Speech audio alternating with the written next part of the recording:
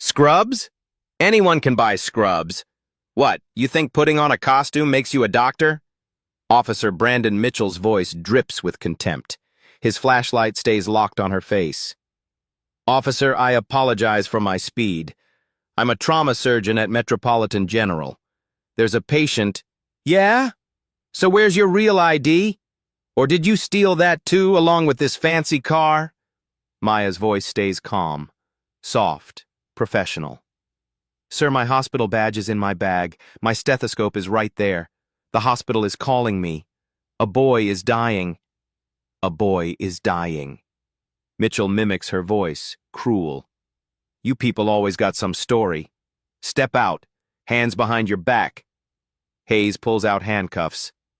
10:52 p.m. In 3 hours, Mitchell will stand in front of his police chief and hear the 5 words that end his career. But right now, he has no idea who he's arresting. 3 hours earlier. Maya Richardson pulls off her scrubs in the hospital locker room. 14 hours on her feet. 3 surgeries. 2 saves. 1 loss that still stings. Dr. Patricia Carter leans against the doorway. Go home, Maya. You've been here since 6 a.m. Maya rubs her neck. Just finishing notes. Tom's in a council meeting anyway. She doesn't say her husband's full title. Police Chief Thomas Richardson. They learned in Chicago to keep that quiet.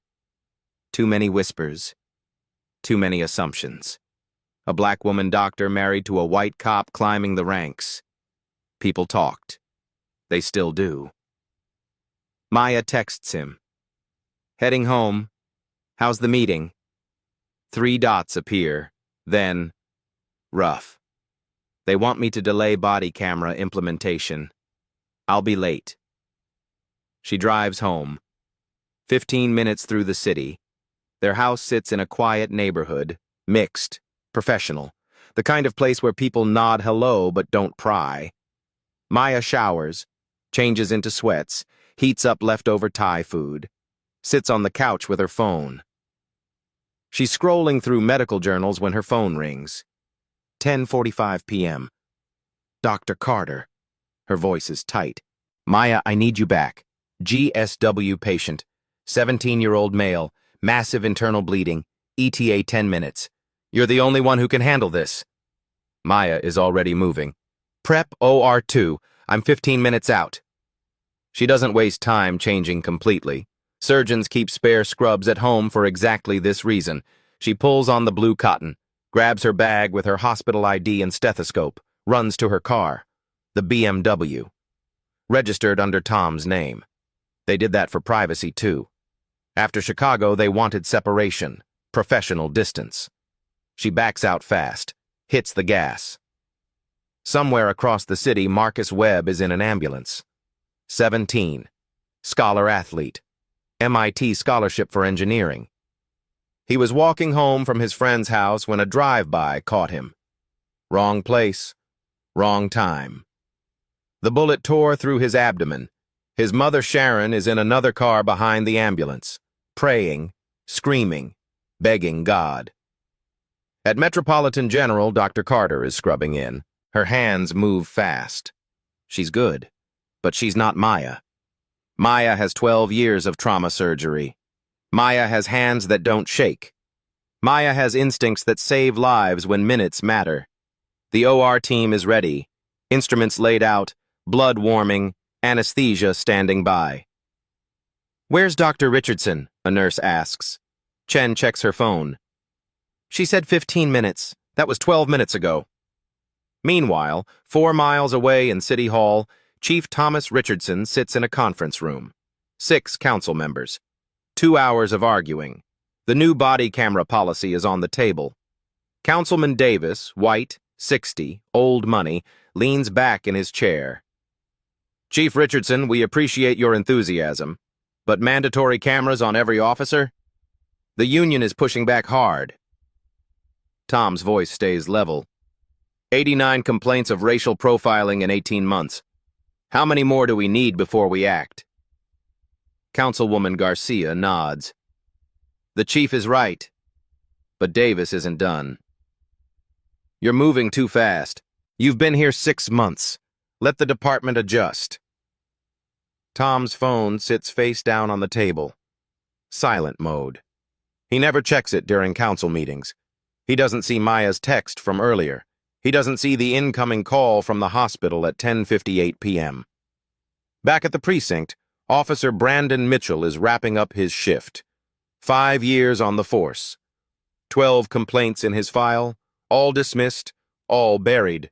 He's part of the old guard, the Brotherhood. The officers who resist Chief Richardson's reforms. His partner Hayes is younger, quieter. He follows Mitchell's lead. Always has.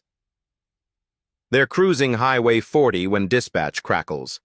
All units be advised. Increase in vehicle thefts in Sector 7.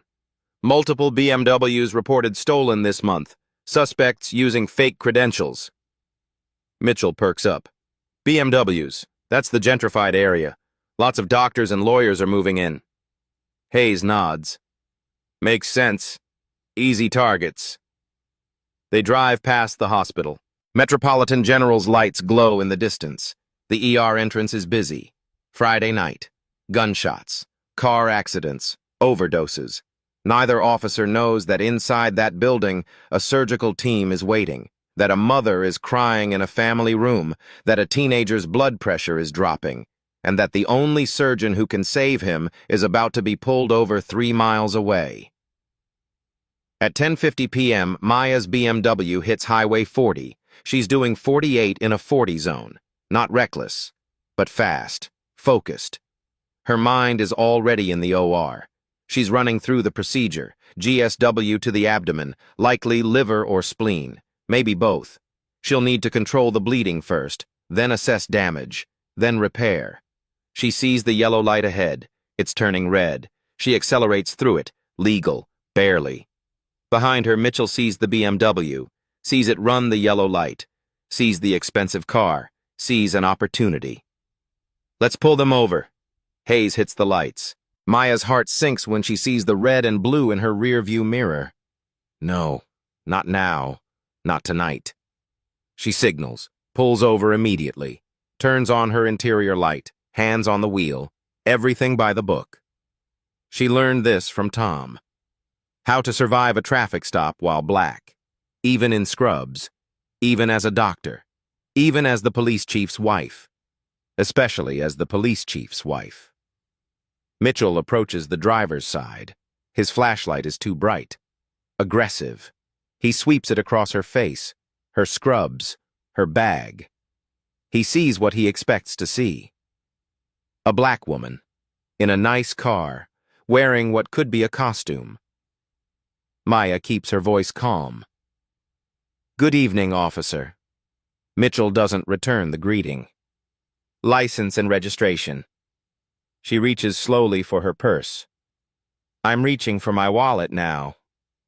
Her license is current. Clean. Maya Richardson. Her photo. Her address. The registration is in the glove box. She explains before moving. The registration is in the glove compartment. May I reach for it? Mitchell nods, watches her closely. The registration reads, Thomas Richardson. And that's when everything starts to unravel. Not because Mitchell recognizes the name, not yet, but because he sees a discrepancy. He sees a black woman driving a white man's car. He sees scrubs that could be fake. He sees an opportunity to be suspicious. He sees what he's been trained to see, by a system, by a culture, by 28 years of living in a country that taught him who belongs where. And Maya Richardson, in her mind, doesn't belong behind the wheel of a BMW at 10:52 p.m. on a Friday night, even though she does, even though it's her car, her husband, her life, her right. But rights don't matter when assumptions take over. Maya checks the dashboard clock, 10:53 p.m. At the hospital, Marcus Webb has 7 minutes until he arrives. His blood pressure is 70/40. Falling. Dr. Carter checks her phone again. Where is she? And 4 miles away, Mitchell is about to make the worst decision of his career. Mitchell walks back to his patrol car with Maya's license and registration. Hayes joins him. Black female, Maya Richardson. The car is registered to Thomas Richardson. Hayes looks at the documents. Husband, maybe? Mitchell shrugs. Or stolen. Or borrowed. Check this. She's wearing scrubs. Brand new. Clean. No hospital smell. No ID badge visible. She could actually be a nurse or something. Or she bought scrubs to look legit. Mitchell types into his computer. The BMW hasn't been reported stolen. Maya's license is clean. No warrants. No priors. Nothing. But Mitchell's instinct tells him something is off. It's the same instinct that's gotten him 12 complaints. The same instinct that sees threat in melanin. He returns to Maya's window. 3 minutes have passed. Ms. Richardson, this vehicle is registered to Thomas Richardson. What's your relationship to him? Maya's jaw tightens. Stay calm. Stay professional. He's my husband, an officer. That's our family car. Your husband. And where is he right now? He's at work. At 11 p.m.? Mitchell's voice drips skepticism. Yes, sir. He works late. She doesn't say what Tom does, doesn't say police chief. That card isn't hers to play. Not like this. Not when she needs to be believed as Dr. Richardson, not Mrs. Richardson. Uh-huh. And you're wearing scrubs because? I'm a trauma surgeon at Metropolitan General. I received an emergency call. There's a patient. A trauma surgeon. Mitchell cuts her off. You got an ID for that? Yes. In my bag on the passenger seat. Don't move. I'll get it. He opens the passenger door, pulls out her bag, dumps the contents onto the seat. Her hospital badge falls out. Photo ID. Dr. Maya Richardson, Chief of Trauma Surgery. Her stethoscope is there too. The expensive kind. Litman Cardiology 4, $300. Mitchell holds up the badge, studies it under his flashlight. This could be fake. Maya's patience cracks. Just slightly. Sir, it's real. You can call the hospital. My colleague is waiting for me, a 17-year-old boy. A lot of people can make fake badges these days, real professional looking. Her phone rings. The car's Bluetooth picks it up automatically. Dr. Carter's voice fills the car through the speakers. Maya, where are you? He's crashing. Blood pressure is 60/30. I need you now. Maya lunges for her phone. Mitchell's hand shoots out. Don't touch that. That's my colleague. That's the hospital. I need to... Hands on the wheel. Maya's voice rises. She can't help it. Officer, please. A child is dying. Mitchell leans in close. Ma'am, I need you to calm down. Getting agitated isn't helping your case. My case? I haven't done anything wrong. You're driving a vehicle registered to someone else, wearing medical scrubs that could be purchased online, carrying what might be a fake ID, and now you're being uncooperative. Hayes shifts uncomfortably behind Mitchell. Mitchell, she does have the badge and the stethoscope. Mitchell ignores him. Step out of the vehicle. Why? I've given you everything but say... Step out. Now, or I'll remove you myself. Maya's hands shake as she unbuckles her seatbelt. She steps out onto the shoulder. Traffic passes. A few cars slow down. Someone's phone is up. Recording. Mitchell guides her to the back of her car. Put your hands on the trunk. Officer, please. Just call the hospital. Ask for Dr. Patricia Carter. She'll confirm. Hands on the trunk. Maya complies. Her scrubs rustle in the night wind. The fabric is thin. She's cold. Or maybe she's just terrified. Hayes searches the car. He finds medical journals in the back seat. Subscriptions with her name. A white coat draped over the passenger headrest. Her name is embroidered on it. Dr. Maya Richardson, Chief of Trauma Surgery. He brings it to Mitchell. She's got all this stuff, man. Journals, the coat, it all has her name. Mitchell examines the coat, holds it up. Could all be faked. Identity theft is sophisticated now. A car pulls over behind them. A black man in his 50s gets out. Officers, is there a problem? That's Dr. Richardson. I recognize her from the hospital. Mitchell turns. Sir, return to your vehicle. This is police business. But I'm telling you, she's a doctor. She saved my daughter last year. Sir, I will not ask again. Leave or you'll be charged with obstruction. The man hesitates, pulls out his phone, starts recording. Mitchell's face hardens. Hayes, get these people out of here. 2 more cars have stopped, more phones, more witnesses, and Maya stands with her hands on her trunk, wearing scrubs, with her credentials scattered across her passenger seat. At Metropolitan General, Marcus Webb's heart rate is spiking, erratic. Dr. Carter is shouting orders. The clock reads 11:02 p.m. Mitchell pulls out his handcuffs. The handcuffs click around Maya's wrists. Cold metal. Tight. Behind her back. She's never been arrested before. Never even had a speeding ticket. And now she's standing on Highway 40 in scrubs with her hands bound while a teenager bleeds out.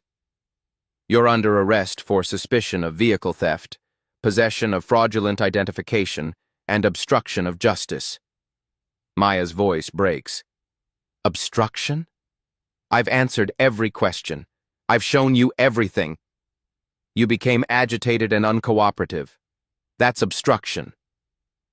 The man who stopped to help is still recording. His phone captures everything.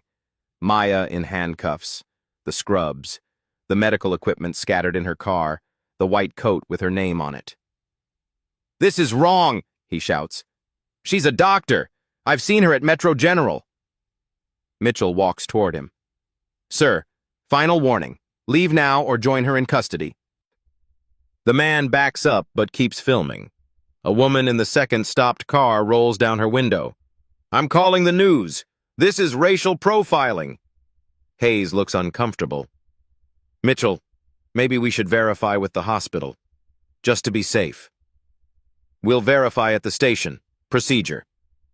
He guides Maya to the patrol car, opens the back door, places his hand on her head as she ducks inside, like she's a criminal, like she's dangerous. The back seat smells like sweat and fear and desperation. How many people have sat here? How many were innocent? How many were guilty only of being black in the wrong place at the wrong time? Maya's phone rings again in her car. Through the open doors, she can hear it. Dr. Carter, calling, begging, desperate. Officer, please, answer my phone. Tell them where I am. Mitchell closes the car door. The sound is final, definitive. He walks to Maya's BMW, picks up her phone, looks at the screen. Dr. Patricia Carter calling. He declines the call. Hayes stares. Mitchell, why did you... Could be part of the scam. Could be an accomplice. An accomplice to what? We don't even know if a crime was committed. Mitchell's jaw sets. I know what I saw. Black woman, expensive car, fake credentials. It's textbook identity theft. He's doubling down, because admitting he's wrong now would mean admitting he's been wrong from the start. And men like Mitchell don't admit mistakes. They justify them. They expand them. They make them bigger until the original error disappears under layers of new accusations. It's easier than saying 3 words. I was wrong. At 11:08 p.m., they pull away from the highway. The bystanders watch. Their phones are still recording. Someone has already posted to social media. The video is uploaded. Spreading. Inside the patrol car, Maya sits in silence. She can hear the radio chatter. Dispatch. Other units. Normal Friday night chaos. She tries to steady her breathing. Tries not to think about Marcus, about his mother, about Dr. Carter alone in that OR trying to stop bleeding that Maya could stop in her sleep. Try not to think about Tom. Still in his council meeting. Phone on silent. No idea his wife is in the back of a police car. She looks down at her scrubs. There's been a small coffee stain on the chest from this morning. 14 hours ago. A lifetime ago. She was Dr. Richardson then. Respected, trusted, believed. Now she's just another black woman who dared to exist in a space where someone decided she didn't belong. The drive to the precinct takes 12 minutes. At 11:20 p.m., they pull into the station. Mitchell parks in the back, the Sally Port, where they bring in arrests. As he opens her door, Maya hears something on the radio. All units be advised. Metropolitan General Hospital has called twice requesting information on Dr. Maya Richardson. Claims she's a surgeon en route to emergency surgery. Dispatch, advise units to confirm. Mitchell's face doesn't change. He helps Maya out of the car. Hayes heard it too. Mitchell, did you hear that? I heard it. Could still be part of the scam. A scam involving the hospital calling dispatch? Come on, man. We're here now. We'll sort it out inside. They walk Maya through the back entrance. Fluorescent lights, concrete floors, the smell of old coffee and institutional cleaning supplies. The booking desk sits at the end of a hallway. Behind it, Sergeant Williams. 53. Black. 30 years on the force. He's seen everything. Done everything. Survived everything. He looks up as they approach. His eyes land on Maya. The scrubs, the handcuffs, the exhaustion and terror on her face. His expression changes. Subtle. But it's there. What do we have? His voice is careful, measured. Mitchell steps forward. Suspect driving a vehicle registered to another party. Carrying potentially fraudulent medical credentials. Obstruction when questioned. Williams looks at Maya. Really looks at her. What's your name, ma'am? Dr. Maya Richardson. Her voice is steady now. She's found some reserve of strength. I'm Chief of Trauma Surgery at Metropolitan General. These officers stopped me on my way to an emergency surgery. I've provided my license, registration, hospital ID, and multiple witnesses have confirmed my identity. I need to make a phone call.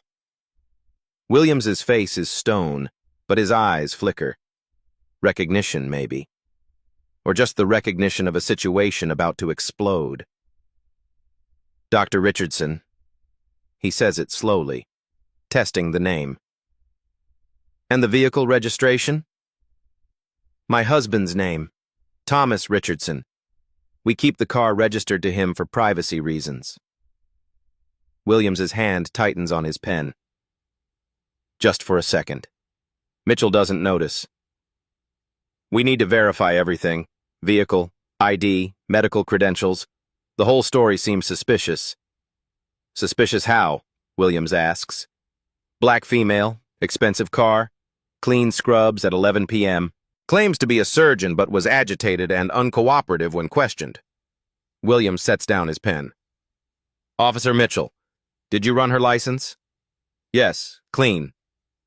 Did you check if the vehicle was reported stolen? No reports. Did you see any contraband in the vehicle? Mitchell hesitates. No, but did she resist arrest physically? No, but she was verbally. Did you call the hospital to verify her employment? Silence. Williams leans back in his chair. So you arrested a woman with a clean license, driving a car that's not reported stolen, carrying medical equipment and ID, and you didn't verify any of her story before bringing her in? Hayes shifts his weight. Uncomfortable. Mitchell's face reddens. Sergeant, with all due respect, I used my judgment. Something didn't add up. What didn't add up? It didn't feel right. Williams stares at him, long enough that Mitchell looks away. Then Williams picks up his phone, dials. Metropolitan General, please. A pause. Yes, this is Sergeant Williams at Central Precinct. I need to verify employment for Dr. Maya Richardson. Maya closes her eyes. Finally. The voice on the other end is loud enough for everyone to hear. Frantic. Dr. Richardson, Is she there? We've been trying to reach her. We have a critical patient. She was arrested. Who arrested her? We need her here now. Williams looks at Mitchell. His expression says everything his mouth doesn't. Thank you. We'll handle it. He hangs up. The booking area is silent. Williams stands, walks around the desk, unlocks Maya's handcuffs himself. Dr. Richardson, I apologize. You're free to go. Maya rubs her wrists. Red marks where the metal bit in. What time is it? 11:27. Her face crumbles. 35 minutes. Ma'am? I was stopped at 10:52. It's 11:27. That's 35 minutes. A gunshot victim to the abdomen bleeds out in 20 to 30 minutes, depending on the artery. Marcus Webb is dead, Sergeant. That boy is dead. The words land like physical blows. Williams' jaw tightens. Dr. Richardson, I need to call the hospital. He hands her the phone. She dials with shaking fingers. Dr. Carter answers on the first ring. Maya? Patricia, tell me he made it. Silence on the other end. Silence that says everything. We lost him at 11:20. I tried, Maya. I tried everything, but I couldn't find the bleeder fast enough. I needed you. Maya's knees buckle. Williams catches her, guides her to a chair. She's crying now. Quiet, devastated. His mother? Maya whispers. She's here. Maya, she knows you were arrested. Someone told her. She's asking for you. Maya looks up at Williams, then at Mitchell. Her eyes are red, but her voice is clear. Officer Mitchell, what's your first name? Brandon.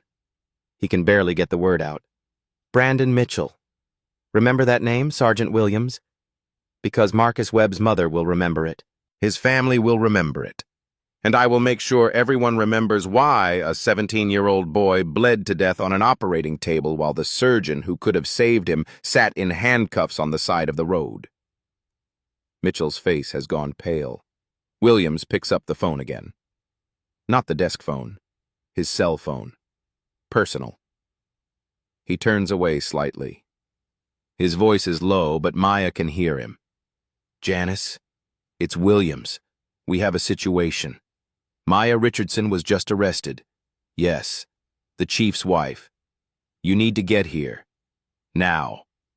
He hangs up. Looks at Mitchell and Hayes. Neither of you move. Neither of you leave. Neither of you say another word. Maya wipes her eyes. Who did you just call? Deputy Mayor Morrison. She's been investigating this precinct for months. Tonight, you just became Exhibit A. Mitchell's world is ending. He can feel it, see it, but he can't stop it. And the clock keeps ticking. Deputy Mayor Janice Morrison arrives at 11:43 p.m. She doesn't walk into the precinct. She storms in. Black pantsuit, heels that click like gunshots on the concrete floor. Behind her, two people, Rebecca Walsh, the city attorney, and 3 reporters. She brought the press, intentionally. Williams meets her at the entrance. Deputy Mayor, where is she? Booking area, Morrison is already moving. She sees Maya sitting in a chair, still in scrubs, red marks on her wrists, tear-stained face, the perfect picture of injustice. The reporters' cameras start clicking. Morrison kneels beside Maya, puts a hand on her shoulder. Maya, I'm here. Are you hurt? Maya shakes her head. A boy died, Janice. Marcus Webb, 17. He died because I was sitting in a police car. Morrison's face hardens. She stands, turns to face Mitchell and Hayes. Which one of you made the arrest? Mitchell raises his hand slightly, like a kid in school admitting he broke something. Morrison walks toward him, slow, deliberate. The reporters follow, cameras up. Your name? Officer Brandon Mitchell. How long have you been with this department? 5 years. 5 years. Morrison pulls out her iPad, taps the screen. Officer Brandon Mitchell. Badge number 2847. Let me read you something. Complaint filed March 2023. Black male physician stopped outside Metro General. No violation. No citation. Just questioned for 15 minutes. Complaint dismissed. She scrolls. Complaint filed June 2023. Black female nurse detained in hospital parking lot. Asked to prove she worked there despite wearing hospital scrubs and a badge. Complaint dismissed. She keeps going. Complaint filed September 2023. Black paramedic handcuffed after neighbor reported suspicious person. He was entering his own ambulance. Complaint dismissed. Her voice rises. 12 complaints in 5 years, all involving black professionals, all dismissed. And tonight, you arrested Dr. Maya Richardson, chief of trauma surgery, while she was responding to an emergency. A patient died while she sat in your car. Explain that to me. Mitchell's mouth opens. Nothing comes out. Morrison turns to Hayes. And you? Derek Hayes. 7 complaints. Same pattern. You stood by and watched. You're just as guilty. The cameras capture everything. Hayes looks at the floor. Morrison addresses the room now. But this isn't just about 2 officers. This is about a system. Sergeant Williams, can you pull up the data I sent you last week? Williams pulls up a file on his computer, projects it onto a screen in the booking area. Statistics, numbers, patterns. Morrison narrates. In the past 18 months, this precinct has had 47 incidents involving black healthcare workers. 47. Doctors questioned about their credentials. Nurses asked to prove they work at hospitals. Paramedics detained for entering their own ambulances. She clicks to the next slide. Black drivers in this precinct are stopped at 4 times the rate of white drivers. Black professionals are questioned at 7 times the rate.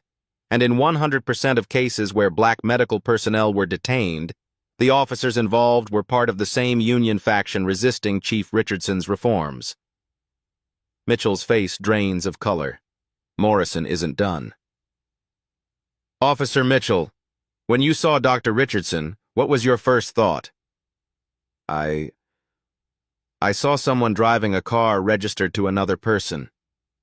And if she'd been white, would you have assumed theft? Silence. If a white woman in scrubs told you she was a surgeon, would you have believed her? More silence.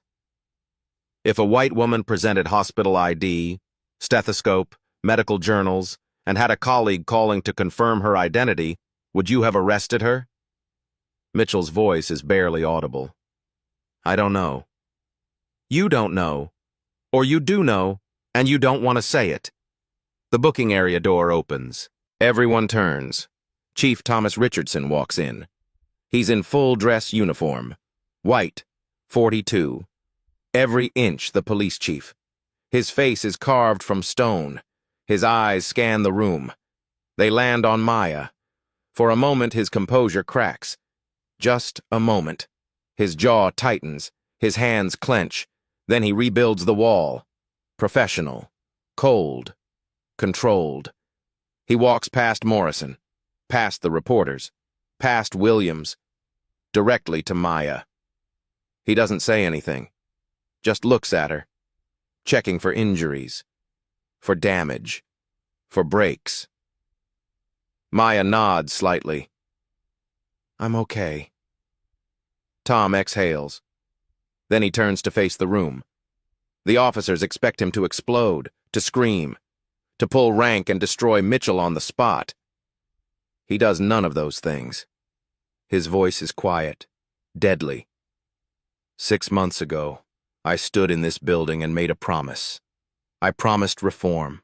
I promised accountability. I promised that no one in this city would be above the law or beneath dignity. He looks at Mitchell and Hayes. Tonight you made me a liar. Mitchell tries to speak.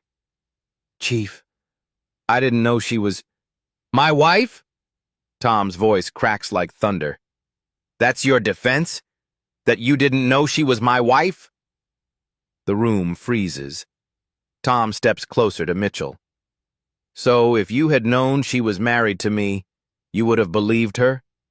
If you had known she was connected to power, would you have let her go? Mitchell stammers. I just meant... I know what you meant. You meant that Dr. Richardson needed to be my wife to deserve respect. She needed to be connected to me to be credible. Her medical degree wasn't enough. Her hospital ID wasn't enough. Her 12 years of saving lives wasn't enough. She needed to belong to a man with power before you'd treat her like a human being. He turns to address everyone.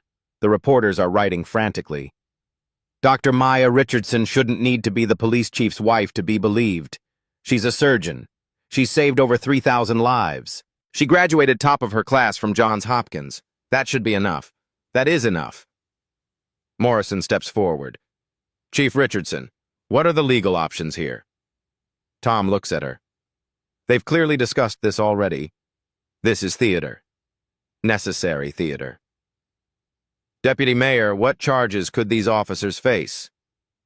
Morrison's voice is formal, prosecutorial. False arrest under color of law, civil rights violations under federal statute.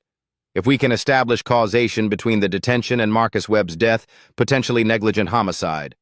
Federal charges carry up to 10 years imprisonment and $250,000 in fines. They would also lose qualified immunity. Mitchell's knees actually buckle. Hayes catches him. Tom turns to Maya. Dr. Richardson. Not my wife. Not Mrs. Richardson. Dr. Richardson. What do you want? This is the moment. The power shift. The reversal. Maya stands. She's still in scrubs, still has marks on her wrists.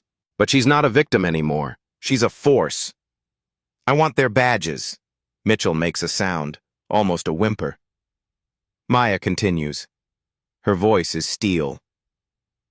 I want their pensions. I want them to understand what it feels like to have your career questioned because of your skin color. She steps toward Mitchell. He actually backs up. I want every officer in this department to undergo mandatory implicit bias training. Not optional. Mandatory. Every month. She's not yelling. She doesn't need to. Her words carry more weight than screaming ever could. I want body cameras on every officer, active during every interaction. I want a civilian review board with real power to discipline. I want the 47 cases Deputy Mayor Morrison mentioned reinvestigated. She turns to Tom. And I want it on record that I'm asking for this as Dr. Maya Richardson, Chief of Trauma Surgery at Metropolitan General Hospital. Not as your wife, not as someone with connections. As a black woman who has been doubted every single day of her career and is done being silent about it. The reporters are capturing every word. Tom nods. Noted for the record. He turns to Mitchell and Hayes. You have two choices. His voice is back to that deadly quiet. Choice 1. Resign effective immediately. Waive all pension benefits. Agree to testify in the Department of Justice investigation into this precinct's practices. Issue a public apology to Dr. Richardson and the Webb family. You'll avoid criminal charges. He pauses. Choice 2. Suspension without pay pending criminal investigation. The FBI Civil Rights Division is already en route. They'll be here in 40 minutes. They're very interested in officers with 12 racial profiling complaints. Hayes speaks first. His voice shakes. What should we do? Tom's expression doesn't change. That's not my decision. That's yours. But I'll tell you this. If you choose option 2, I will personally ensure that every piece of evidence, every complaint, every pattern of behavior is handed to federal prosecutors, and I will testify against you. Mitchell finds his voice. You'd testify against your own officers? You're not my officers. Not anymore. My officers serve the community. My officers protect people. My officers don't arrest surgeons on their way to save children. Councilwoman Garcia steps forward from the back of the room. She was called too. The whole city leadership is here. The city council has been briefed.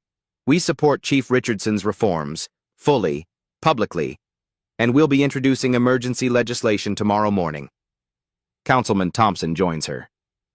The Marcus Webb Medical Professional Protection Act. Any officer who detains medical personnel responding to emergencies without clear evidence of criminal activity commits a Class A misdemeanor. The first offense is termination. It will pass unanimously.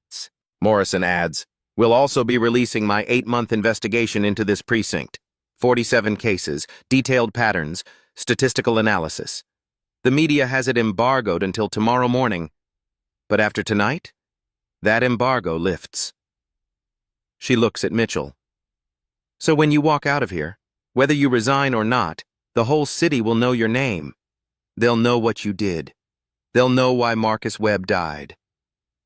The weight of it crushes Mitchell. You can see it happening. His shoulders sag, his face crumbles. Hayes speaks quietly. I resign. Everyone looks at Mitchell. He's crying now, tears running down his face. I didn't know. I swear I didn't know she was really... Maya's voice cuts through. Really what? Really a doctor? You had every piece of evidence. You chose not to believe it. That's not ignorance, that's racism. Mitchell wipes his face. I resign. Williams steps forward with a form. Sign here. Both officers sign. Their hands shake so badly the signatures are barely legible. Williams takes their badges, their guns, their police identification. The stripping of authority is physical, visible, final. As Mitchell hands over his badge, Maya steps close to him, close enough that he has to look at her. Look at my necklace. He looks down. A thin gold chain, a ring hanging on it. Engraved on the band, MR plus TR. I was wearing this the whole time. My wedding ring. I wear it during surgery. It was visible, right there. You just never looked long enough to see me as a person. Mitchell's face contorts. I'm sorry. I'm so sorry. Sorry, don't bring Marcus Webb back. He was 17. MIT scholarship, engineering. He wanted to build bridges, and he bled to death while you played detective with my credentials. She turns away from him, back to Williams. I need to go to the hospital. Mrs. Webb is waiting for me. Tom speaks. I'll drive you. No. Maya's voice is firm. You stay here. You have a department to rebuild. This isn't about you saving me. This is about me saving the next woman who looks like me. She looks at Morrison. Will you take me? Morrison nods. Let's go. As they walk toward the exit, Morrison turns back to the reporters. You have everything you need. Run it. All of it. The cameras flash one more time. Maya in scrubs, Mitchell in tears, Tom standing tall, the visual representation of a system breaking and beginning to rebuild.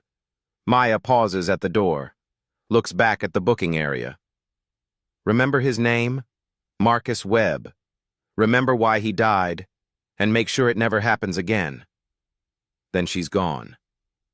The room stays silent for a long moment. Tom finally speaks. Everyone in this precinct. Briefing room. Now. We're about to have a very long conversation about what happens next. Mitchell and Hayes stand there. No badges, no guns, no future in law enforcement. Hayes whispers, "What do we do now?" Mitchell has no answer. Morrison drives Maya to Metropolitan General. The city passes by. Lights, traffic. Normal Friday night for everyone else. For Maya, nothing is normal anymore. Williams called me first, Morrison says. Not Tom. He knew this needed to be about systemic racism, not a husband rescuing his wife. Maya nods. He's smart. He's exhausted. 30 years watching bad cops bury good ones. They pull into the hospital parking lot, the same lot where Maya should have arrived an hour ago. Morrison parks. Want me to come in? I need to do this alone. Inside, staff stare. Word has spread. Dr. Carter meets her in the hallway, still in surgical gown, blood on it. Marcus's blood. Chen hugs her, hard. When they pull apart, her eyes are red. His mother is in the family room. She asked for you. The family room is designed for the worst conversations. Soft lighting, tissues everywhere. Sharon Webb sits on the couch. 42, grocery store uniform. She came straight from work. 1 hour hoping, 1 hour grieving. Dr. Richardson? She stands. Mrs. Webb, I'm so sorry. Sharon hugs her. Maya freezes. She expected anger, blame. She deserves it. Instead, Sharon holds her like they're both drowning. They told me that you were arrested, that you were in handcuffs while my baby... She can't finish. They sit together. Sharon holds Maya's hand. Tell me what happened. Medically. Maya steadies her voice. Gunshot to the abdomen, severed his hepatic artery, the main blood vessel to the liver. Dr. Carter did everything right. But that specific injury requires speed and precision I've practiced hundreds of times. If I'd been here 15 minutes earlier, I could have saved him. Sharon nods slowly. Marcus wanted to be an engineer. He'd say, Mama, I want to build bridges, connect people, different communities, different backgrounds. She laughs sadly. He'd love knowing his death is building a bridge between police and our community. He shouldn't have had to die for that. No, but he did. So we make it mean something. Sharon pulls out her phone. Shows Marcus's graduation photo. Cap and gown. Huge smile. I'm starting the Marcus Webb Foundation. Scholarships for minority students. Funding for bias training. Community programs. She looks at Maya. Will you help? Anything. Train the police. Teach them that scrubs mean save the person, not question them. Maya's throat tightens. I promise. They talk for another hour.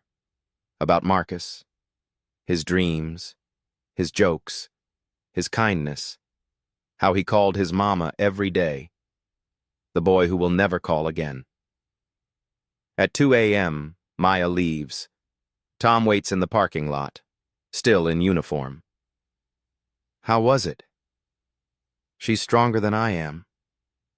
Doubt that. They drive home in silence. In the driveway, Tom turns off the car but doesn't move. The union is calling for a no-confidence vote. Because of tonight? Because I chose justice over brotherhood. Regrets? None. He takes her hand. When we married, some guys said I was throwing away my career. White cop, black doctor, too political, too visible. You never told me. Didn't want you thinking our marriage was a burden, but they were right. It is political. Everything is when you marry someone the system sees as less than. I'm done pretending otherwise. We'll lose friends. Then they weren't friends. Inside, Tom makes tea. Maya changes out of her scrubs. She'll never wear them again. They're evidence now. She comes down in sweats and Tom's old academy shirt. The irony isn't lost on them. Kitchen table, tea, processing. What happens now? Maya asks. Tom shows her his phone. News alert. Doctor arrested while responding to emergency. Patient dies. National news already. Now the country watches. We fix this or prove nothing changes. Maya's phone buzzes. Unknown number. Dr. Richardson, this is Hayes. I have no right to contact you. But I enrolled in community mediation training today. I'll work with police accountability groups. I can't undo what I did. But I can make sure others don't. Sorry will never be enough. But I'll spend my life proving I can be better. Maya shows Tom. 1 out of 2, he says. 50%. Better than 0. Mitchell? Mitchell will die believing he was right. Some people can't be saved. Tom walks to the window. In the morning press conference, you, me, Morris, and Mrs. Webb, we announce everything. Body cameras, review board, Marcus Webb Act. The union will fight. Let them. I'll win or lose doing what's right.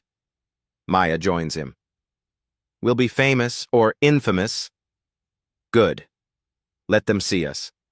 Let them see what marriage looks like when the system tries to break it. 3 weeks later, City Hall steps. Press conference. Morrison speaks first about the investigation. 47 cases. Undeniable patterns. Tom announces reforms. Mandatory body cameras. Civilian review board with subpoena power. Quarterly bias training.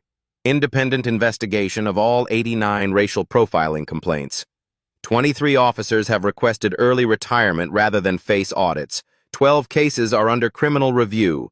And we're just beginning. Mrs. Webb steps forward. Announce the Marcus Webb Foundation. Already raised $50,000.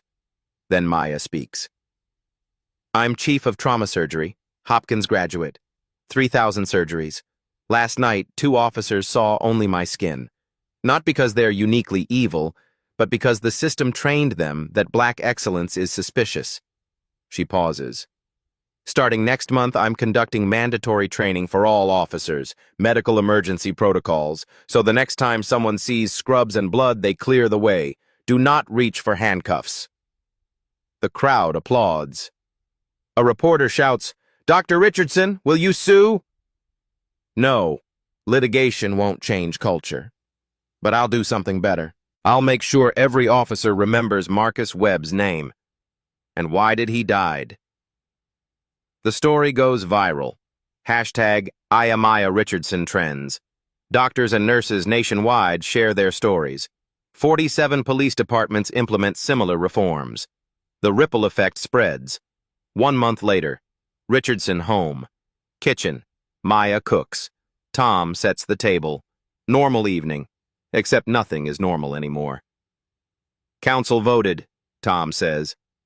The training facility will be named after Marcus, not you. Good. That's what I wanted. Doorbell rings. Delivery.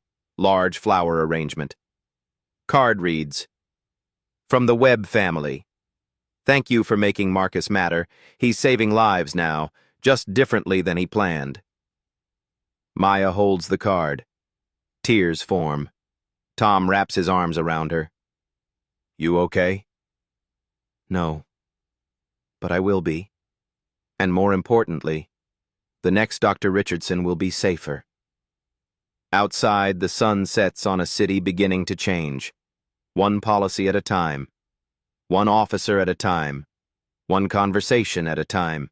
It's not fixed. It won't be fixed tomorrow. Maybe not for years. But it's starting. And sometimes, that's enough. Maya Richardson's story isn't unique. It happens every day. According to the 2023 National Academy of Medicine study, 64% of black physicians report experiencing racial discrimination at work. Not occasionally, regularly. Black doctors are questioned about their credentials 3 times more often than white doctors with identical qualifications. 3 times. Same degree, same hospital, same scrubs, different skin. And the consequences are deadly. When black doctors treat black patients, mortality rates drop by 19%. 19%. Because representation matters. Because trust matters. Because patients open up to doctors who look like them. But implicit bias keeps black doctors out of operating rooms, out of leadership positions, out of places where they're needed most. Only 5.7% of active physicians in the United States are black. The population is 13.6% black. The gap isn't an accident. It's a pipeline problem created by stories like Maya's. Black medical students see doctors handcuffed, see professionals questioned, see excellence doubted, and they think, why bother? Marcus Webb died in 33 minutes, but his death was decades in the making. Underfunded black neighborhoods with slower ambulances. Police trained to see black skin as suspicious. A healthcare system that questions black credentials while accepting white mediocrity. A culture demanding black people prove their humanity while white people get assumed competence. Marcus died because Officer Mitchell couldn't imagine a black woman in scrubs being legitimate. That failure of imagination kills people. Let that sink in. Imagination, not evidence, not facts. Not the stethoscope or the hospital ID or the medical journals or the colleague calling to confirm. Imagination. Mitchell saw what he expected to see. And a boy died. This isn't about one bad cop. It's about a system that trains people to associate authority with whiteness, to question competence when it comes in black and brown packages, to prioritize assumptions over evidence. Here's what saved Maya, not being the chief's wife. It was Sergeant Williams calling the deputy mayor first, understanding that individual rescue isn't justice. System change is justice. If Chief Richardson had arrived first, the story becomes powerful man saves wife. But Morrison arriving first made it black professionals denied dignity. One is personal. The other is systemic. That's the difference between protection and privilege. Protection is about connections. Justice is about rights. Maya shouldn't have needed a powerful husband. The next Dr. Richardson won't need one either. Officer Hayes chose growth. He enrolled in training. He works with accountability nonprofits now. He'll spend his life making sure other officers don't make his mistake. Officer Mitchell chose bitterness. He left law enforcement believing he was right. Some people would rather protect their ego than their community. The message, accountability isn't punishment. It's an invitation to be better. Hayes accepted the invitation. Mitchell refused it. We can't save everyone, but we can make the cost of remaining Mitchell so high that more people choose to become Hayes. So what do you do? If you work in healthcare and you've experienced this, document it, report it, share it. Your silence protects a system that kills patients. Use the hashtag #IamMayaRichardson. Tag your hospital. Demand changes. If you wear a badge, the next time you see someone who doesn't match your unconscious image of professional, pause. Ask yourself, am I doubting evidence or doubting skin color? Your split-second assumptions have life or death consequences. To the good cops watching, your silence is complicity. When your colleague profiles someone, speak up. When someone questions a doctor in scrubs, intervene. Courage isn't optional. If you've witnessed profiling, film when safe. Your phone is accountable. Call your city council. Demand civilian review boards with real power. Vote for district attorneys who prosecute police misconduct. Support the Marcus Webb Foundation. Scholarship money is justice money. Teach your children that authority comes in all colors. If they're surprised by a black doctor, you've failed them. Go back to the beginning of this story. Watch Mitchell's face when he says, "Scrubs can be bought for $20. That's not caution, that's contempt. Watch how he dismisses every piece of evidence. That's implicit bias in action. Marcus Webb died at 11:20 p.m. His mother identified his body at 2 a.m. She'll never hear him laugh again, never see him graduate, never watch him build the bridges he dreamed of. All because Mitchell couldn't believe a black woman in scrubs. How many more Marcus Webbs? How many more Mayas are arrested for excellence? Next time you see someone who doesn't look like your image of doctor or lawyer or executive, will you question them? Or will you question yourself? Because one of those questions saves lives, the other ends them. Share this story. Not because Maya is a chief's wife, but because she's a surgeon excellent enough to save lives but not believable enough to be black while doing it. Comment your story below. Tag a black professional you respect. Subscribe if you believe systems can change. Let's make Maya Richardson the last person arrested for being too qualified to be believed. Marcus Webb wanted to build bridges. Instead, he built a movement. What will you build? At Black Voices Uncut, we don't polish away the pain or water down the message. We tell it like it is, because the truth deserves nothing less. If today's story spoke to you, click like, join the conversation in the comments, and subscribe so you'll be here for the next Uncut Voice.